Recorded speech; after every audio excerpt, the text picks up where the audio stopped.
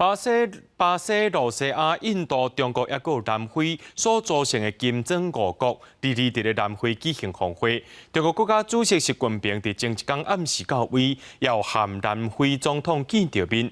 不过，过当天本地要出席一场论坛，却是向无来，引起外界议论。南非总统亲身甲习近平挂勋章，象征甲中国友好的关系。金砖国家峰会日伫南非约翰尼斯堡举行。中国国家主席习近平前日暗到位，过当天随甲南非总统见面，签署包括“一带一路”等几啊项合作文件。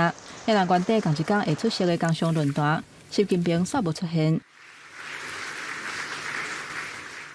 向无出席，引起大家联想。有专家认为讲，这个情形无啥对同。不过，中国官方煞无解说。外交部发言人华春莹伫推特大相片，讲习近平发表演说，不过实际上上台讲话却是商务部长欧文德。有的国家不甘心摄取其霸权地位，对新兴市场国家和发展中国家肆意围堵打压。靠势美国打压中国市场，这个金砖峰会想要强化新兴经济体合作来对抗西方。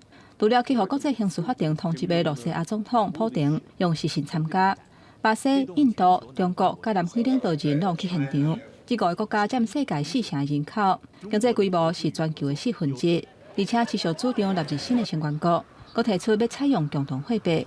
Tenho defendido a ideia de adoção de uma unidade de conta de referência para o comércio que não substituirá. Nós não podemos aceitar um neocolonialismo verde que impõe barreiras comerciais e medidas discriminatórias sob o pretexto. 为了脱离美金、降低美国影响力，金砖国家并不是头一届讲到共同的货币。在2013年成立的新开发银行，都已经纳入真侪非金砖成员。今年4月份开始，金砖5个国家的 GDP 加起来已经超过 G7 的国家。未来若是持续扩张，对地缘政治会产生新的影响。国视新闻，杨干编译。